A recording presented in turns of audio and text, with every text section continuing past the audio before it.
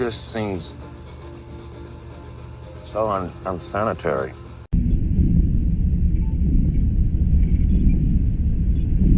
Hello, welcome to the CTB show. Today is August 11th, 2021. The weather is hot, rainy, etc. Coming next summer, Dana Carvey starts his career as a ventriloquist with his new Netflix special, There Is No Dana, Only Zool. Welcome to the show.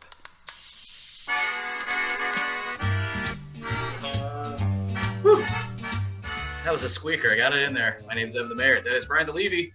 I think now would be a good time to make clear to the listeners that we are not part of a far right-wing podcast network. Oh, right. I guess we should touch upon that. That is Casey the Kasem. Big mustache. Go on, Casey.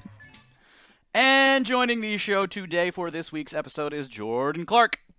Oh, hey, everybody. Jordan, give us a quick intro to you, because you've been on the show before, but I don't know, we might have some new listeners and or viewers that don't know what you do and what you're all about. All right. Yes, I guess I am friend of the show at this point. Sure. I'm Jordan Clark. Absolutely. I'm a comic book writer. I've written for DC for their Aquaman series. I've written for IDW for their Star Wars Adventure series. I've written for Image Comics for their Bitch Planet anthology. And I have a new podcast out called White People Won't Save You, which basically explores the absurd world of white savior films, and then we recontextualize them through a Black and POC lens. Yep, the first episode, two-parter, is out now. I listened to the entire thing. It's 3 hours plus, but every bit entertaining. I really liked it. Hard. Yeah, it was hard to get down just because that movie in particular, there's so much, not just the movie itself, but then all the controversies on top of it, and then just that year, I'll quickly list because I don't know if people realize that the year that Green Book won Best Picture was the same year that Black Panther came out, Black Klansman came out, Sorry to Bother You came out, Into the Spider-Verse came out, Roma, you can just think of so many movies that came out that weren't even just better objectively, but like Green Book is so aggressively mediocre that the fact that one, so my mom liked it. Like it just blows your mind that all those other movies like got basically swept not only at the Oscars but at the Golden Globes, at like so many other award shows that Green Book just cleaned up. Like it's crazy. And it's funny because when Green Book was released, and if people don't know the plot to Green Book, it's basically a gender swap driving Miss Daisy, gender and race swapped driving Miss Daisy. It's a real retrograde fucking movie, but when it was released, people were like, ugh, it's from the Something About Mary guys. And yeah. I feel like I was the only person saying, well, hold on a second, because they made one like real dramatic movie, Outside Providence. And Outside Providence is a great movie. But then it's like you see Green Book and it's just bad. Like, mediocre, I think is kind to it. I think aggressively mediocre is a good term. There's not a lot to it, and it just does all the things you think it's going to do in the most unimaginative ways. But people give us an example. Just the entire friendship of the two main characters. So it's about Don Shirley, who is this. It's not about Don Shirley. Scratch that. It's about Tony Lip, who is a guy, basically. Like, he is a guy from Brooklyn. He's Italian. He works at the Cabana, but then does other things that are not expounded upon, and like ends up driving Don Shirley, who is a world-renowned classical pianist, who's an incredible composer. He lives above Carnegie Hall. But the movie decides that you shouldn't really focus that much on him. You should focus on the guy who's driving him around. And I think one of the things is just that friendship between them. It's just kind of like accepted. Like it's not earned or built in any particular way. It's just like these two men are friends. Maybe because they ate fried chicken together. Maybe because some other things, but like it's never really, you never really get the sense that like, oh, this is a true friendship between two people. It's just like the movie's telling you that this is what's happening, and then that's what happens. They're in the same car together. They must be friends. They must be friends. Yeah, like they just do all the basic beats of what you would if somebody told you the plot of this movie, you could probably guess it beat by beat, like the kind of things that happen. You know, it's really interesting because I think when I think of one of the movies that has one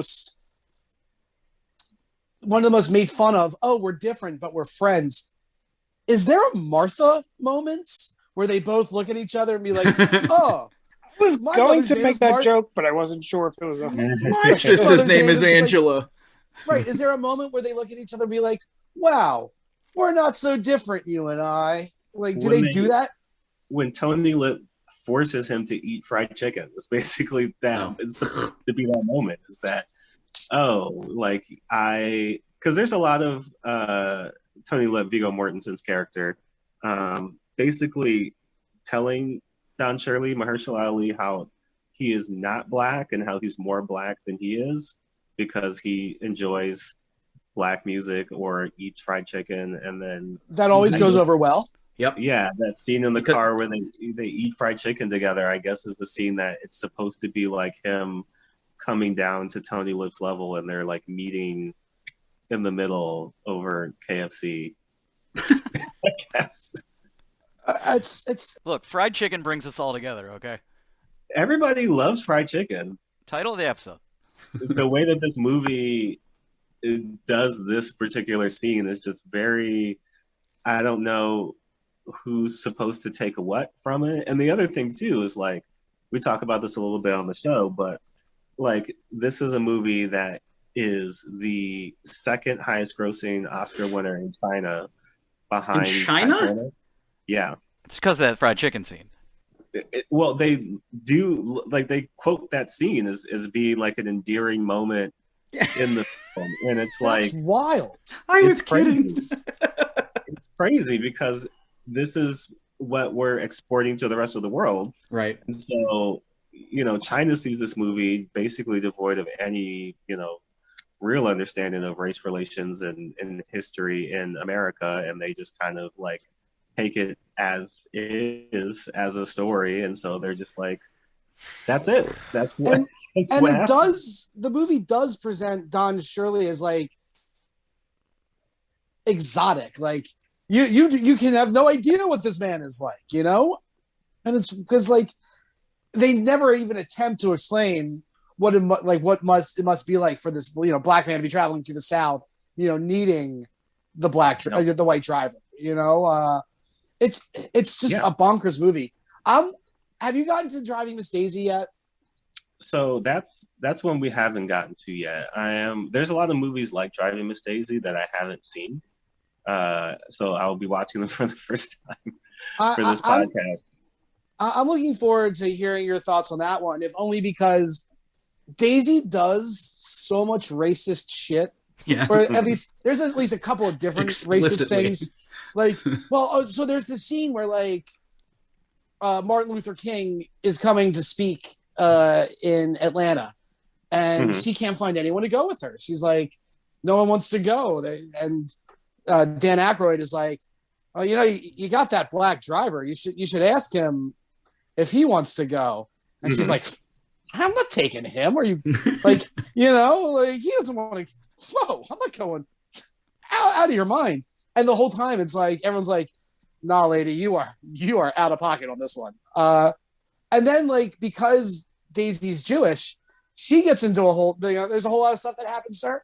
I'm very curious, and like I said, I'm looking forward to one. What movies do you have coming up? Oh boy!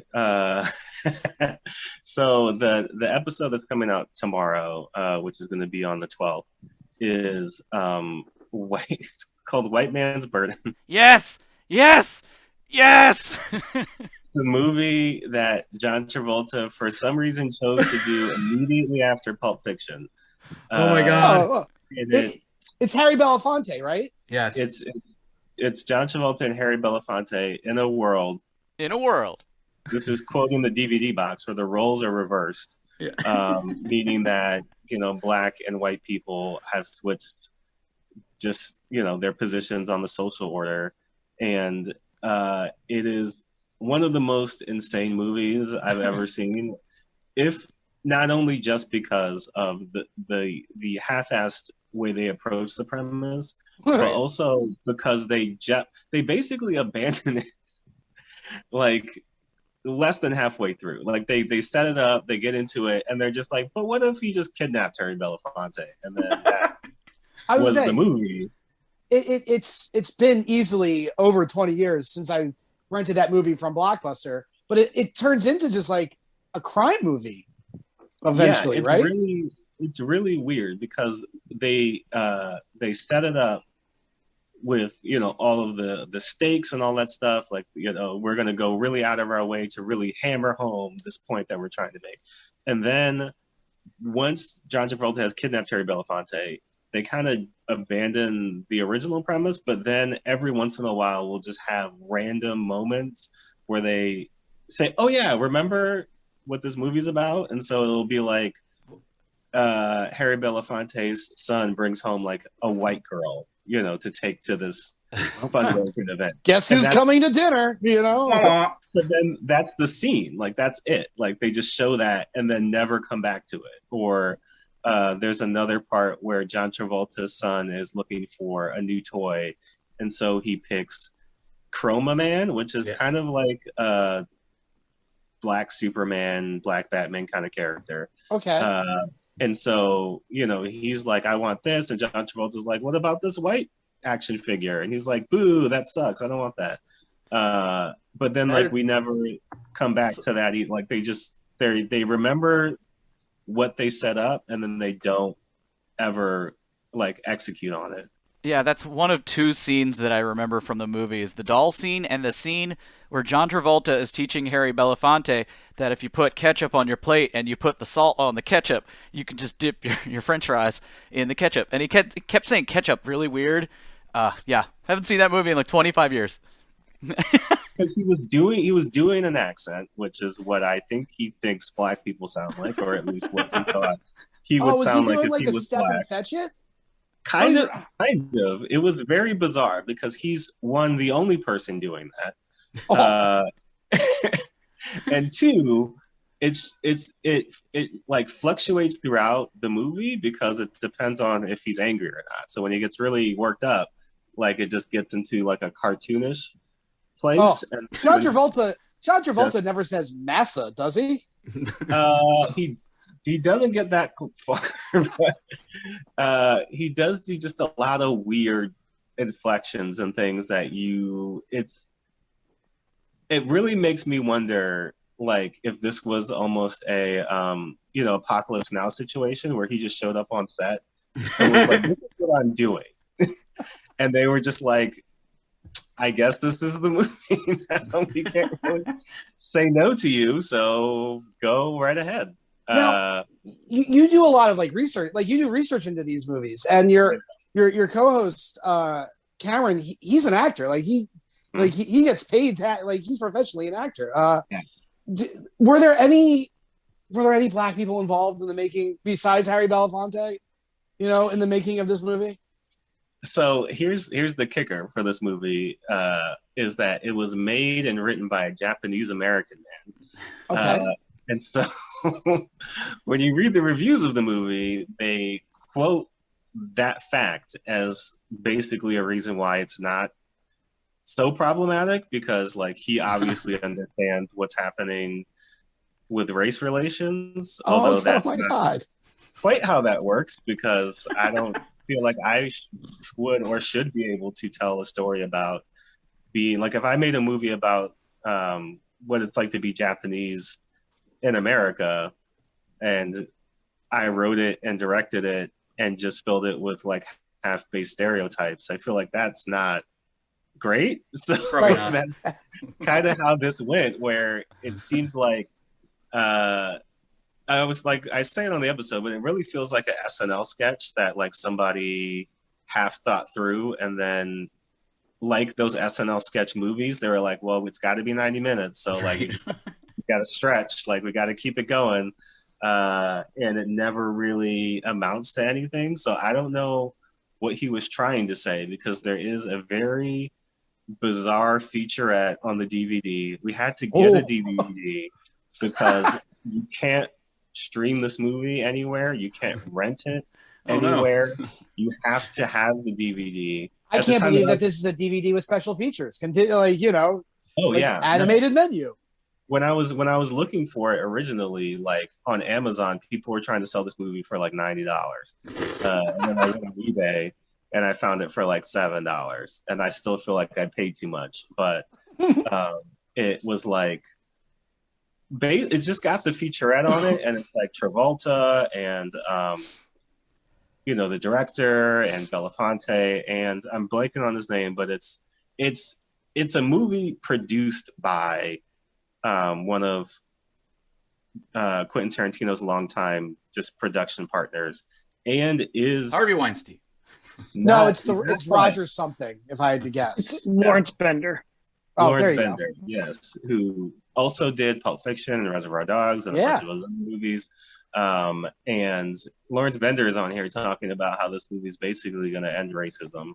And there's just a lot of weird stuff like that where you see the people who made the movie, and this is the same with Green Book and with a lot of these movies when you get the crew talking about it, how it's a special thing that's really going to speak to people in the moment and have people think. And like a lot of these movies, it's not that they're made with ill intent. They're just made by clueless people who have not really considered the topic that they're trying to discuss. And I feel like the director of this movie may have gone into this with some intentions that were not, bad, but at the same time, like, I think this definitely was not fully thought through, but like at no point in time, and it's amazing that Harry Belafonte is in this movie, but at no point in time did anybody think maybe this is not a good idea. Like maybe we shouldn't spend however much money we're about to spend. It almost makes sense though that Harry Belafonte is in this movie because the man is an activist. The man has given his life to showing all the wrongs of racism, and then all of a sudden he's presented the script where he's like, they're like, Harry, we flipped the script. It's it's the chance to make a major motion picture with John Travolta, and we're gonna show the white people what it's like to be us, and then you get White Man's Burden. Yeah, and then you get White Man's, and it's I think the fact that this is the next movie that Travolta makes after Pulp Fiction is so fascinating to me because like he had it, right? Like he was doing Look Who's Talking and all that stuff, and people were like, "Oh, Travolta is like not done, but like he's past being a movie star at this point. Like he's going to be around, and you're going to see him in things." The point of Look Who's Talking is that he's a schlub, right? Yeah, like Pulp Fiction comes out, he's a movie, capital M movie star again. Everybody's like in demand. They love him. They want him to do all this stuff. And his first act after being back is like, I gotta make White Man's Burden. You might say it was a bit of hubris. Was the movie like? Was it just that it was released, or did he actually film it after Pulp Fiction? He filmed it after Pulp Fiction. Okay. Like the gist of it is like Lawrence Bender talked him specifically into being into this movie. Like him and Tarantino pitched him the movie, and then he was like, "Great! Like this sounds like a great project." Tarantino has basically like distanced himself as far as one can do from this. Did Tarantino do like an uncredited rewrite on this? I mean, it's released through his Band Apart like studio, but like that's about as close as he got to it. Like I think it was one of those things where if it was a huge success, his face would have been all over it and he would have been talking it up. But like it was, in his mind, I'm sure it was a 50-50 situation where it's like, either this is going to be amazing and I'm going to take all the credit, or this is going to bomb and I'm just going to move on to the next movie. I don't know any of these people. Well, it's like those 3 or 4 movies that came out under View Askew Pictures that weren't by Kevin Smith. There's the one about that weird clown. the 90s were a weird fucking time, man. They certainly So were. what about like a movie like Dangerous Minds? Does that movie become okay just because of Gangsta's Paradise? Well, I was about to say we've gone over two of these, and I don't if any of these other ones that we're going to workshop, because I have a good one too after we're done with Dangerous Minds. Okay, so we're literally going to record Dangerous Minds tomorrow night. Oh, excellent. And I just watched it yesterday. I think Dangerous Minds is another really interesting film because there's two ways these movies usually go, and it's either that they were a huge critical success, maybe not so much a financial success, but like they get rave reviews, they win a lot of awards, people love it, or they're not a critical success, but they're a huge financial success. And so Dangerous Minds, not really well received critically, like got middling reviews. People were kind of criticizing it for being another, teacher inspires inner city youth kind of movie, because there was kind of a deluge at that point with a number of those movies having come out fairly recently before Dangerous Minds did. Will you watch High School High? I love High School High, which is it's weird because so having not seen Dangerous Minds, it is a movie that is so parody that you feel like you've seen it even if you've never seen it. And so I forget the number. I think its budget was maybe like 20 million, but its box office was like almost 200 million. Like they almost like tripled the budget, so. And then I didn't know this, but there was apparently a TV show. With Annie Potts. Yeah. Really? Over from Michelle Pfeiffer. Yeah. So like Dangerous Minds is an interesting movie because it's based on a book by, the real teacher that Michelle Pfeiffer is portraying. The real Michelle Pfeiffer. But the teacher says that a lot of the movie is bullshit and not like what actually happened and how she actually taught the class. And the writers of the movie kind of defend it because they needed more drama. They needed more kind of extra stuff in there. So like all the Bob Dylan stuff is not real because he used like Tupac and Biggie to teach the poetry in her class, and the like parents having a conflict with her. I guess like the grandma like takes her kids out of school, like that wasn't real. Like all the kids and the parents got along well with her. Like there was a lot of small stuff like that she took issue with, but they were just like, gotta make a movie. But Coolio did win a Grammy for Gangsta's Paradise, and they play it 3 times in the movie. They play it in the beginning. Yeah, they play it in the beginning. They play it randomly, like near the middle, and then it's kind of like brought back near the end for like a climax. Do they play it like? Is it diegetic music? Does some guy walk by with like a boombox and playing Gangsta's Paradise? That video was on repeat on The Box in the mid-90s, just all day long, all day. You want to tell me what this is all about? Yeah, I mean, come on, man. One of those rare. They don't do it really at all anymore. Like strangely enough, the last time I can think of us like somebody in a movie being in the music video for a song that's in the movie is Jared Leto was in a video for a Rick Ross song on the Suicide Squad. God. He was as the Joker, like he was just the Joker in the video. But that used to be a thing in the 90s where they would just like the star of a movie would be in the music video for like a big song. I'd say, now I have a question: is Will Smith in the Men in Black video? It's supposed to be Agent J, or is he supposed to be Will Smith? Unclear. It's not. Yeah, it really makes you think. It's weird. It also makes me sad. I long for the days of the Will Smith end rap video to his movies. Like, can you imagine Gemini Man, where they're like After Earth, or some of these other films, we've been majorly improved by just the Will Smith rap. I mean, I think just the two of us, 2020, would be perfect for Gemini Man. You know? Yeah. That would be So great. too. There's another. We're gonna do the Matrix for the podcast, Oh, and like Will Smith was supposed to be Neo. Like That's they right. wanted him to be Neo. He turned it down to make Wild Wild West, for whatever reason.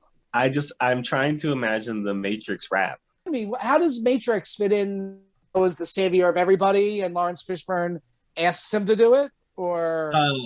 Matrix is one. There's going to be a couple, and Matrix is one that the line of white saviorism is, I wouldn't say necessarily thin, but like it is an interesting one to tackle because it's one that a lot of people bring up. And when you think about the Matrix from solely the first movie, right, it's in my mind just an action movie, right? Like white people save the world all the time. There's nothing about Keanu Reeves being Neo that's like, oh yeah, like he's white savioring this whole movie. Is it once you get all the Eastern mysticism shit into it? Is that when it flips the lid? It's that, and then once you move to Zion and you learn that, like, oh, like this is a world populated by mostly black and brown people, and that he is now the savior of this movement, and is like the one who can do, yeah, like just all the things, and like their whole existence hinges on him being the greatest, like Jesus, basically. And so it's strange because obviously that was a choice that the Wachowskis made, you know, in terms of like, we wanted to have more diversity in this film. We didn't want to do the typical, you know, like you see in other movies. And so we filled it with, you know, Jada Pinkett Smith and Lawrence Fishburne. There's a few other, like, I completely forgot that Jada Pinkett was in that fucking movie. Yeah. So it becomes weird because it's like, you know, you've got characters like the Oracle and Lawrence Fishburne and other people who it wouldn't quite be that if it just stopped at the first one, but then the second and third one kind of bring in a lot more. And so I have to go back and watch the other two because I saw the original recently, and it's is it good? Well, it's weird because it is another movie that has been so taken from as time has gone on. Like it didn't. I mean, it had a huge impact on how action and things are filmed, kind of in the same way that, you know, the Bourne movies did, and then John Wick has, where, you know, those movies come out and they do a thing, like a stylistic thing, and then every other movie is like, well, we got to do that thing or get close to that thing, approximate that thing. People can't see me, but I'm doing bullet time. Yeah, there was a lot of slow motion stuff coming after, you know, the Matrix that it was like, wasn't Max Payne after the Matrix, and that literally the whole movie was slow motion bullet time. Yes. Like, the very first midair spin around camera kick that Carrie-Anne Moss does in the beginning of the Matrix looks janky if you watch it now, because you can tell they used like 18 cameras going around her. And you can watch some versions where they didn't smooth it out. It looks weird. It looks really weird. Stunted. It's tricky because there is a lot of stuff where they were trying to do so many new things at once in one movie that it hasn't aged well visually in a lot of instances. No. I say it's still, like, it's an enjoyable movie. Like, I don't think, and that's another thing, right? Like, we do Cool Runnings, which is an enjoyable movie that a lot of people like, and we don't dislike Cool Runnings, but we are like, I mean, there is kind of a weird issue here with John Candy just kind of coming in and being like, "I'll teach you how to bobsled." And, you know, he gets the moment that a lot of the white characters get in these movies where he yells at other white people for being racist, and then those white people are like, "You're right," and then, you know, like, they don't really fix the problem, but like things work out because they feel shame in that moment. I got one more movie for you. Question before we take an ad break: are you gonna do Soul Man? This is another movie that a lot of people have requested and want to do. I have it on DVD. You can have it. Yeah, I have not seen Soul Man. Oh boy. Oh my So god. Oh boy. I'm very interested in it. There's because like to that, right? There's a lot of movies that when you go back even further, they were maybe not even innovative, but like were considered progressive for the time. So a movie like Black Like Me, which was a movie based on this reporter's. I think it came out. I think the reporting was done in like the 40s, and the movie came out maybe in the 50s about this reporter who basically just puts on blackface and goes to the South and is black for a time. Sure. And the movie follows them in their attempt to be black. It's very bizarre, but Well, like at the time, and it's what like about a movie like what about a movie like I mentioned earlier? Guess Who's Coming to Dinner? Are you going to look at something like that, like from the 50s? Well, there's movies like Guess Who's Coming to Dinner. There's also movies. Ooh, I was just thinking about it. Well, there's like we're gonna do Lawrence of Arabia, right? And like Lawrence of Arabia is like a very, it's a great movie. Like Peter O'Toole does a great performance. Like, there are a lot of issues with the movie, but it like there's some movies that are like, oh, this is a legitimately great film. There's other like To Kill a Mockingbird is another one where it's like, well, this is like one of those like critically acclaimed movies. And when you look at it, you are kind of because there's subgenres, right? So like To Kill a Mockingbird fits into the like A Time to Kill and other kind of lawyer. Yeah, like lawyer represents Black person in racist case against racist state, county, police, etc. There's the white teacher, Dangerous Minds, Freedom Riders, or if you even extrapolate that to sports, the Coach movie where like the coach, I mean, again, Cool Runnings. And will you do Remember the Titans? I think we will do Remember the Titans. We will do because it's almost a black savior movie. Like it's a movie about a black man that wants white people to feel better about Southern racism. Right. And it's another interesting fact too that a lot of these movies are either the start or the breakout for like a lot of the big black names in Hollywood. Like Denzel gets his big break in Glory. Viola Davis gets her big break in The Help. Like a lot of these movies, you look back and you be like, I didn't even remember they were in that movie. But like that's the movie they got an Academy Award nomination for, or they got this big bump in profile, and they went on to make all these other movies that they made.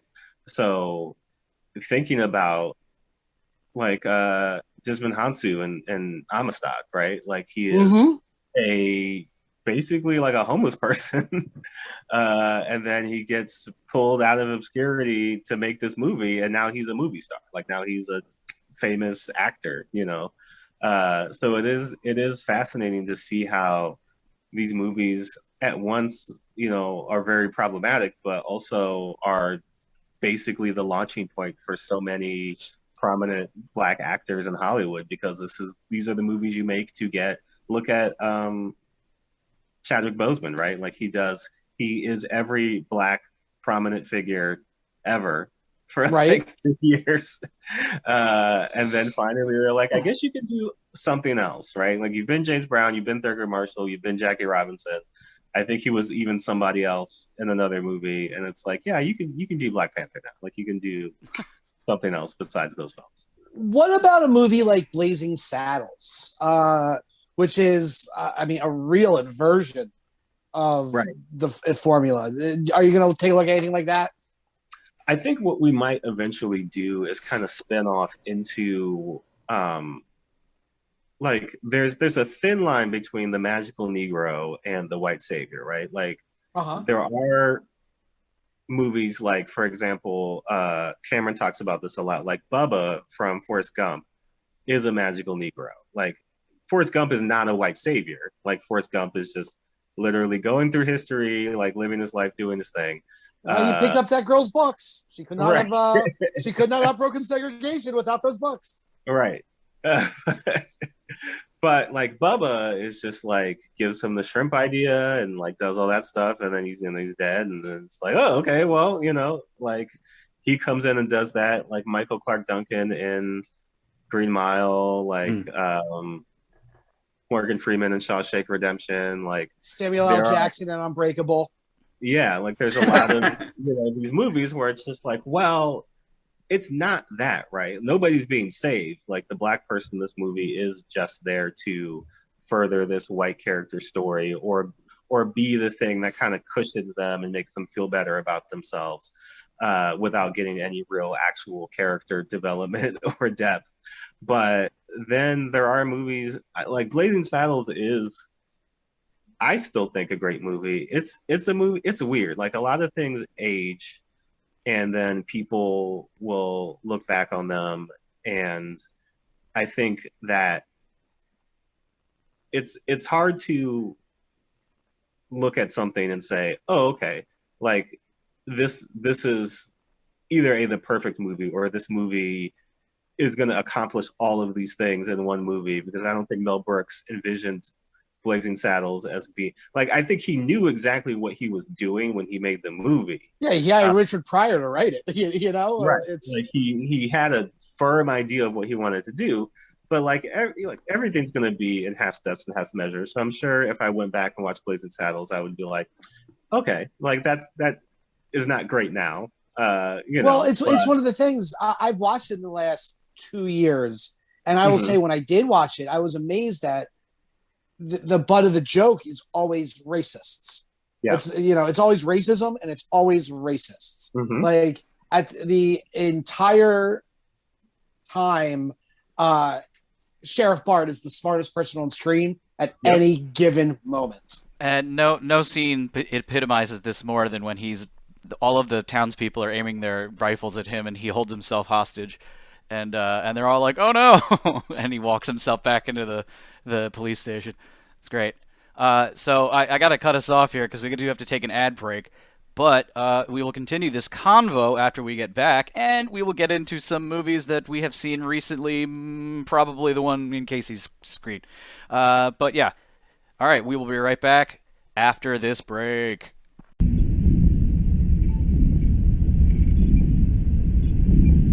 All right, we're back from break, and it is time to get to the tail end of this white savior movie conversation, and then we'll switch gears to something more current. I mean, not that these movies aren't current, but the Suicide Squad. So we'll get to it. But yeah, hey Casey, do you have any movies that you might like to see on Jordan's podcast project?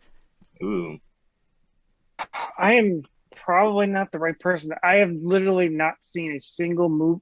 I saw The Green Book. I think that's the only movie that you guys mentioned. Casey loved it. I have. His mom loved it. What Jordan? What's been your favorite movie that you've watched so far?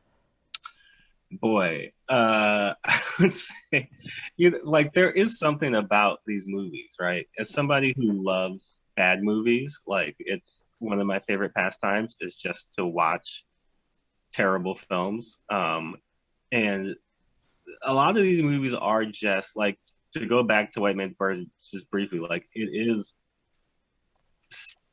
a bad movie, right? But it's also it's poorly made too. Like there's just a lot of weird cuts and things that it looks like either they just ran too long or they just had to fill time. So like stuff is happening that you wonder why they're just driving, like they're literally driving around the city for 2 days. Like that's the second half of the plot. It's just John Travolta is driving Harry Belafonte, who in the world of the movie is a very famous and well-known like person, like business person, like so it's like if you kidnapped Harry like Belafonte.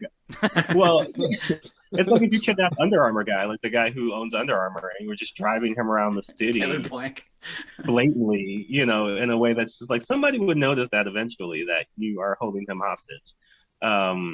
Right, there's gonna be some Dundalk bro who's like, "Oh my god, you got Kevin Plank in your van." Kevy Planks, he's over there. I think something that was really fun to watch is Breakin', which is a movie that we love Breakin'. Like we love the dancing and like so much of the movie, and it's just watching it now, like Kelly, Lucinda Dickey, is very much so just like coming in and like, hey, I can break dance as well as you can. Now I'm part of your crew. Now we're gonna win this competition. Now we're in a like off-Broadway breakdance musical together because of me. Basically, it's just kind of a weird progression of things. But it is fun to watch because it's a canon film. Yes. So like it is one of the last canon films on their like major distribution deal. And it's weird too, because I think if I remember correctly, when it came out the same year as 16 Candles and Terminator and beat them both at the box office. And then, and then Breakin' 2 came out the same exact year. Like they filmed Breakin' and Breakin' 2 basically back to back on the gambit that Breakin' was going to be such a big hit that Breakin' 2 obviously would be also a big hit. Breakin' 2 Secrets of the Ooze, right? No, right. It's Electric Boogaloo. Breaking in time. Breakin' 2, like Breakin' 1, I think makes like Breakin' 1. You gotta differentiate. Original Breakin'. Original recipe Breakin'. We've said Breakin' so many times, it's lost meaning. Roads. The original had a $1 million budget, and then goes on to make like 30 something $million. The sequel comes out. I think when we talk about the episode, we theorize that $1 million was probably for both movies, knowing how canon and it made like less than half of what the original made, and it came out like the same year, so it comes out in January, February, and then Breakin' 2 comes out in December, and people hate it. Like they just flip on this movie 6 months later. I hate new recipe Breakin'. Pretty wild. Yeah, there's something about what you just saw and loved. But La La Land totally didn't. I can't believe I didn't think about that one. Yeah, Ryan Gosling saves jazz. Ryan Gosling saves jazz. He knows jazz. He's the only one that loves jazz in the entire city of Los Angeles. The other thing about La La Land that's very bizarre to me is that for as big of a deal as they're making about it being a musical, it's not really a musical. They sing in the very beginning. There's another sequence a little bit later with Emma Stone and Ryan Gosling, and then they just kind of stop singing and dancing. Like they just don't do that for a long time afterwards. And then it just gets very serious. It's a very weird movie. We'll probably do it at some point. What about Save the Last Dance? Save the Last Dance, because Step Up takes place in Baltimore. I didn't realize it takes place in Baltimore. Yeah. Stars Channing Tatum as the breakdancing like kid from the street who and it's weird too, because having not seen the movie, I'm pretty sure he's not doing Dundalk, right? Like he's just supposed to be a street kid. Oh yeah, he's supposed to be from like West or East Side Baltimore. Okay. Totally authentic. It's very weird. So there's movies like that where it's just they just remove Black people entirely, except for being side characters. I guess like two of Channing Tatum's friends are like the Black characters in the movie, and then Save the Last Dance is very much so that where I'm blanking on her name. Who's Julia Stiles? Yeah, Julia Stiles comes in, and it's kind of like, because Breakin' is the formula, right? Breakin', where Lucinda Dickey comes in and merges the style of breakdancing, and I guess she's doing jazz or we're both moving our bodies. Right. And now it's about elevating, right? It's not about like breakdancing is already a legitimate art form or anything like that. It's how can we elevate this other thing to the level of what we all know and consider to be a classical trained style of dance. So she basically, and the thing about Save the Last Dance is she comes into the school, they're like, oh, this is what you have to do, you know, if you want to get by in the school. She learned how to dance, I guess, do hip hop dance. It's not even really break dancing. It's kind of like a hip hop style of dance. And then leaves to go to Juilliard.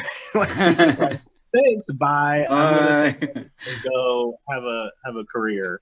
Thank you, black people. Enjoy the streets. Bye.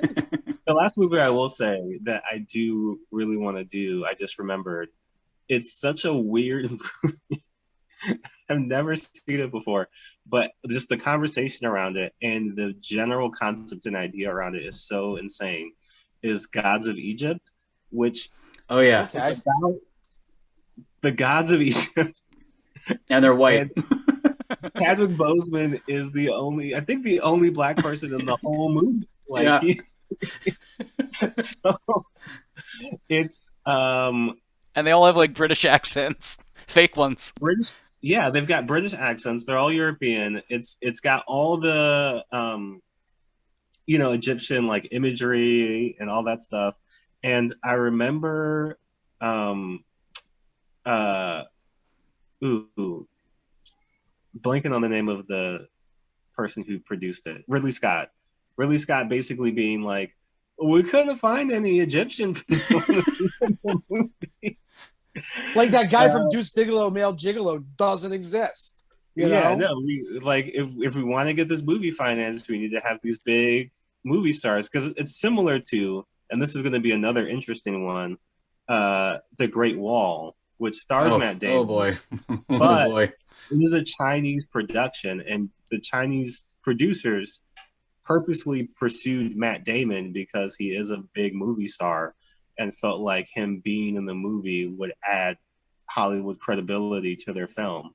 And so it's kind of like, and he, from what I've heard, he doesn't necessarily save the day, but it's still a very bizarre thing to have Matt Damon as the, at least in America, the face of this movie.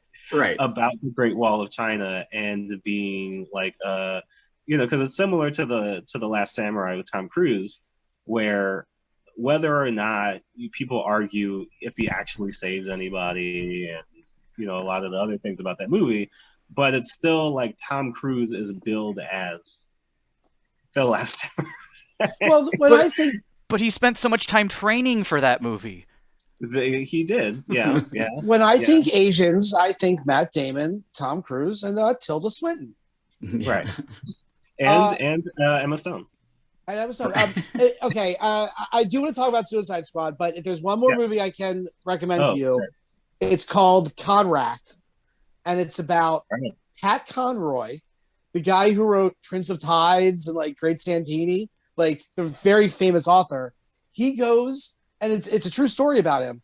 He goes and he works at one of those at a school on one of those islands off the coast of like North Carolina, where like it's inhabited by like first slaves, and then just like this like direct descendants of slaves. They come up with their own culture. So I mean, you know about these islands, right? Yeah. Like I think Yamagara is one of them.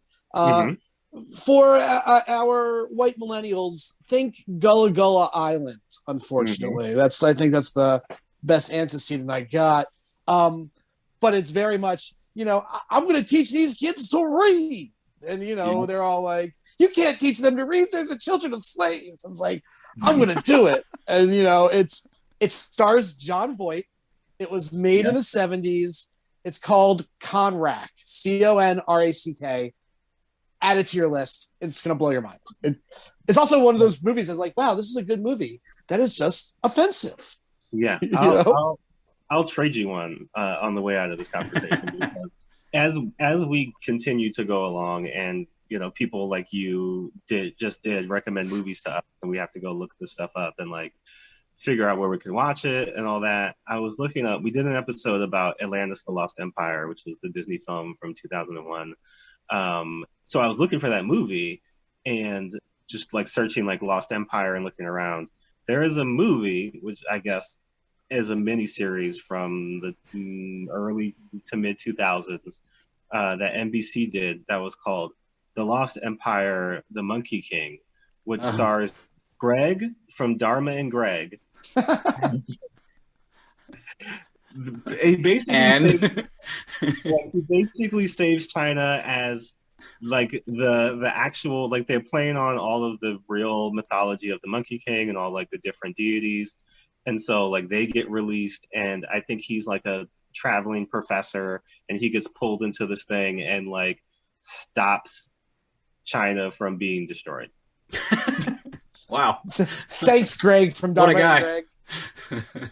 So weird that was like that. He was the choice. Like if you're gonna throw a white person in the middle of this, like Dharma and Greg was a big like it was a big show. Yeah, like, you sure. Like that show. Just not, I would not have pegged the actor who played Greg as a action star or a big selling point for your Far East like like sweeping epic mythological epic. Yeah, it's very I don't understand. And when I think about it, I think the only answer is Noah Wiley wasn't ready to be an action star yet. He wasn't ready to be. Sounds like a librarian's movie. It's so weird. But yes, if you are interested, the podcast is called White People Won't Save You. It is wherever you get your podcasts from. We'll have new episodes every Thursday. So if any of this conversation has interested you, please check us out. We'll have plenty of crazy movies coming up. Yeah, I found them on Spotify and subscribed immediately. Thank you. As did I. All right, so now that we've done a deep dive on those movies, let's do a medium dive on a movie that's out now. It's entitled The Suicide Squad. We all saw it. Did we all enjoy it? I did. Yeah. I give it 1.5 thumbs up. All right. Here's where I'm at. Casey didn't say anything, but he gave us a fake mustache. Yeah, Casey, what is wrong? Big mustache. And as a comic book person, I will never ever be angry at a movie that actually has Starro the Conqueror in it. Yeah. It's not even like a deep dive necessarily. It's not a deep cut, but it's so comic booky. I just love it. I mean, I love it. I thought it was amazing. I will say, I think my enjoyment of it was affected by watching it at home. Mm-hmm. I think I would have liked it more if I had gone to the movie theaters. Yeah, prior to us starting this show, Jordan said that he saw it in the theater. It was. Go for it. Well, I think seeing movies in theaters is something that I know I missed for sure. It's still a weird, everybody's going to have their own level of comfort. It's still a weird thing. You still have to wear your mask, when you're in the theater. It is kind of a situation where like the people I went with, I knew were vaccinated. I myself am vaccinated.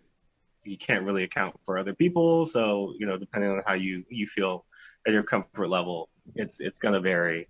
But it was, I think if I saw this movie at home, I would have still very much so enjoyed it. But similar to other things, I think it's just that, that mental thing, right? Where I was like, oh, let me pause so I can go to the bathroom. Let me, exactly. I'm getting a phone call. Let me stop. Or you're able to sit and look at your phone while you're watching the movie, like all these different things that kind of creep in where you're in a theater, like you're just locked in, like this is happening. Right. You're watching the movie. It's meant to be seen in a big way. There's all these explosions, and then Starro is huge, and all this stuff is going on. So, like I would say, if you feel comfortable seeing it in the movie theater, like you can go see a matinee, and it'll probably just be you and like another person. I would recommend seeing it in the theater. My only gripes with the movie. Two things.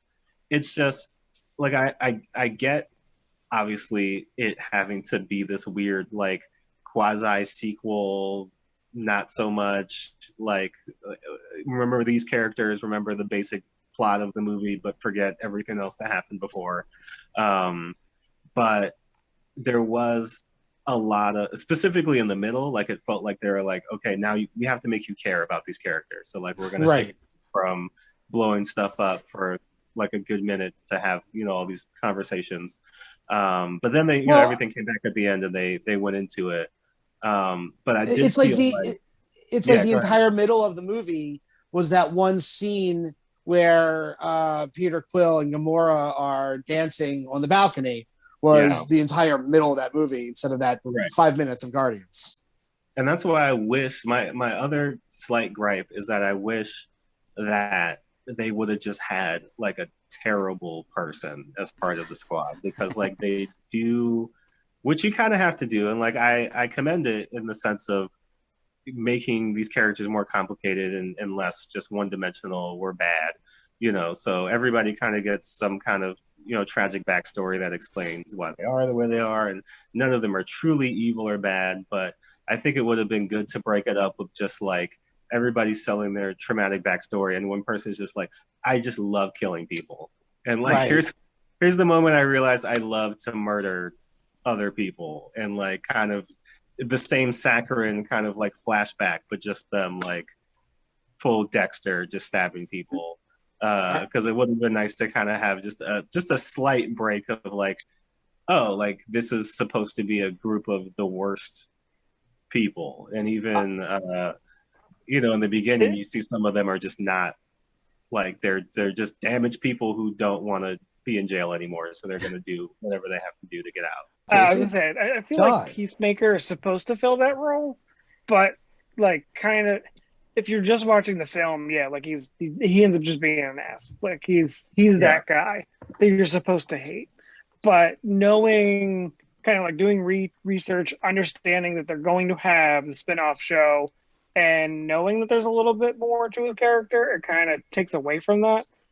So I guess that's what they were trying to do, but it doesn't quite get there.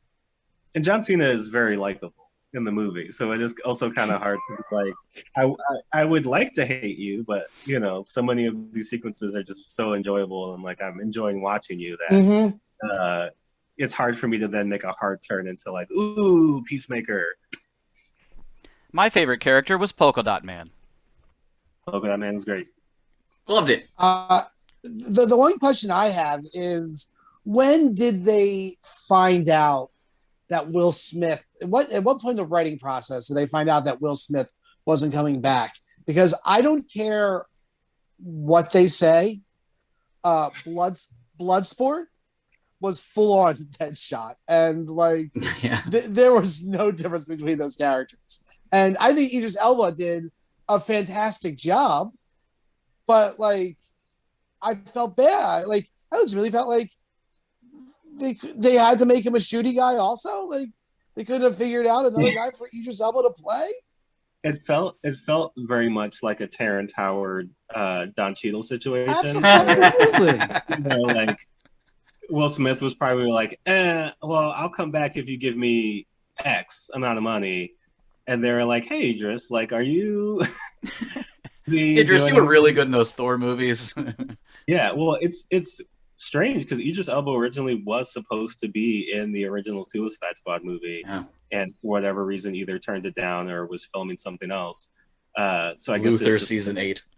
Yeah, another fortuitous like, hey, I know you're supposed to do this originally, like come back and get back into it, because they kind of make the joke, right, when they introduce John Cena's character that like, oh, you're all just the same guy, we just reskinning you in different ways.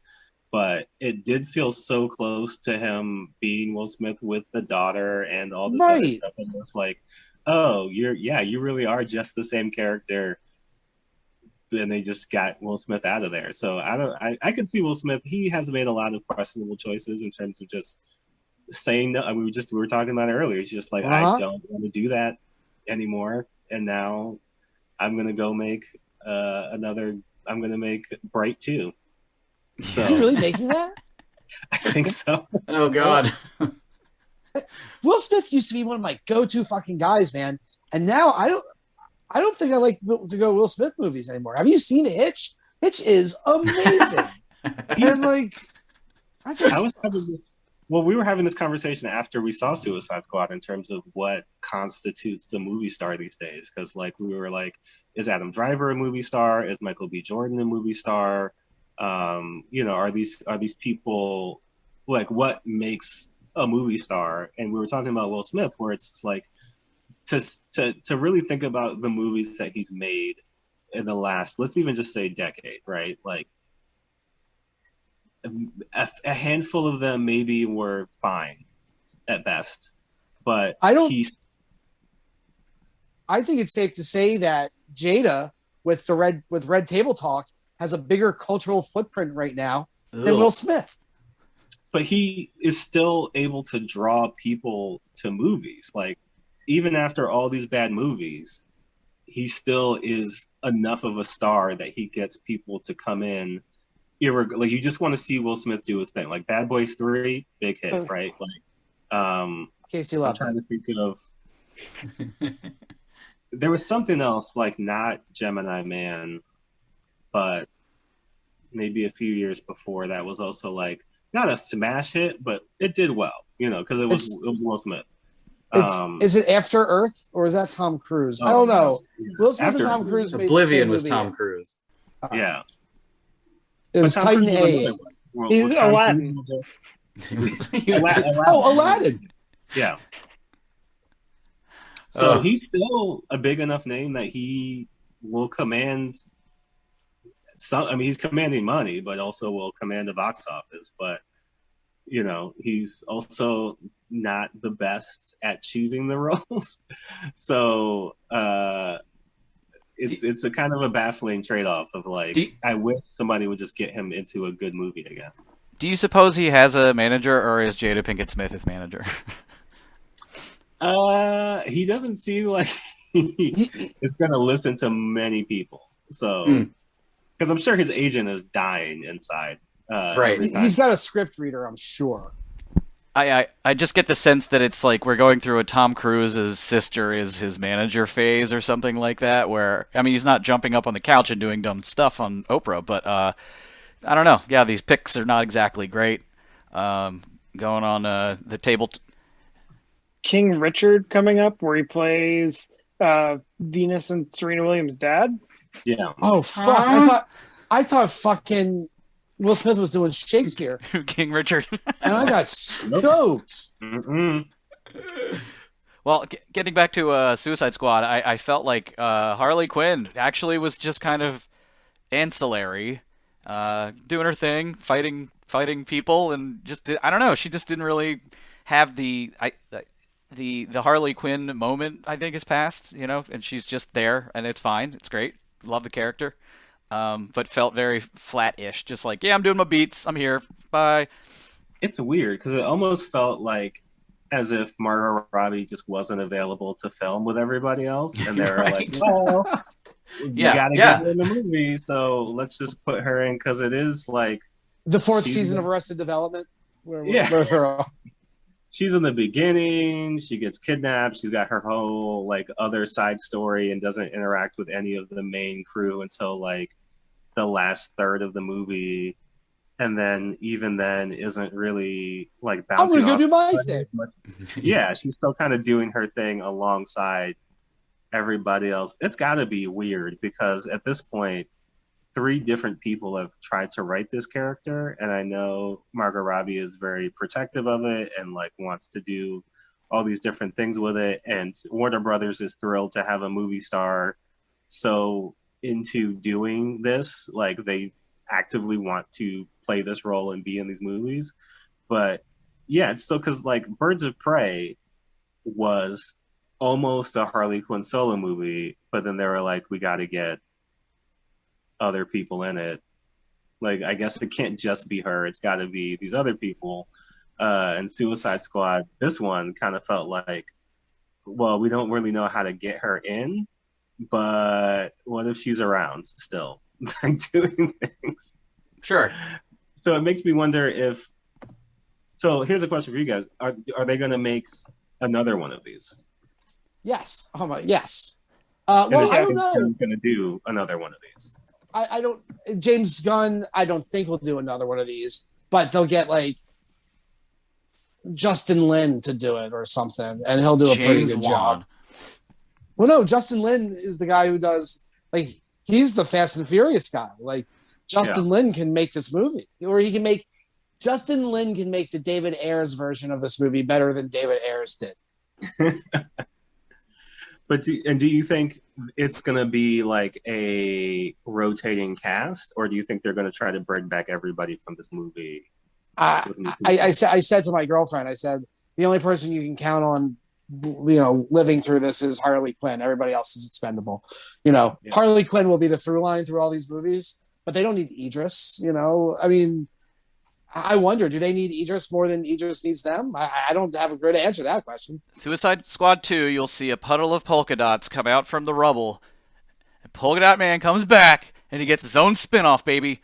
And he finally deals with his traumatic memories of his mom, seeing her all over the place. I would have liked to have seen his interpretation of seeing his giant moms as Starro get her arm blown off. That would have been cool. I think King Shark and... I forget what Pete Davidson's character was, but I feel like he was in the movie. Like, I wouldn't want him in the movie any more than that, but for what he did, it was perfect. Just to like be the first person to die. Yeah, I got his face blown off. I loved it. The scene where they're prepping for the mission, and then he's like going for the cop's gun. Like, oh, am I gonna do it? Am I gonna do it? And you think he's gonna get shot right there, and.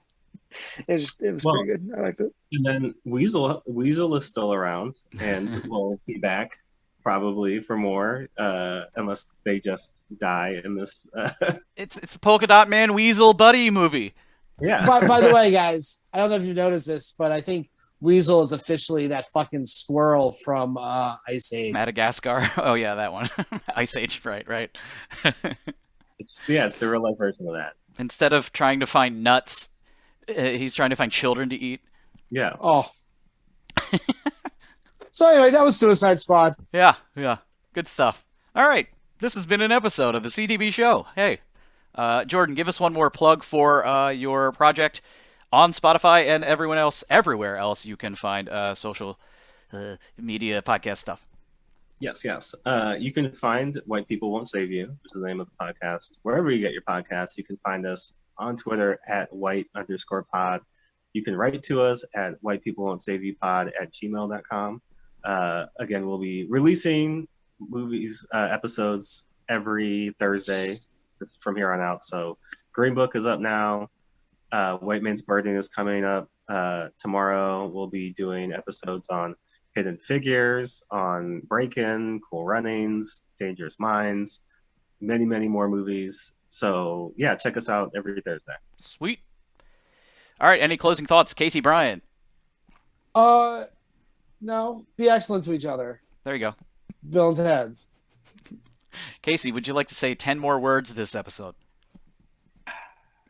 Jamie Tart is an asshole, and I hope he dies of an incurable condition of being a little bitch. Okay. Whoa. Is that 10 words? If you're not watching Ted Lasso, you should be. Oh, all right. Well, if you're watching this show on YouTube, thank you very much. If you're listening to it, thank you very much. Thank you very much for being a fan. Thank you very much for being a friend. Have a great day and a better tomorrow.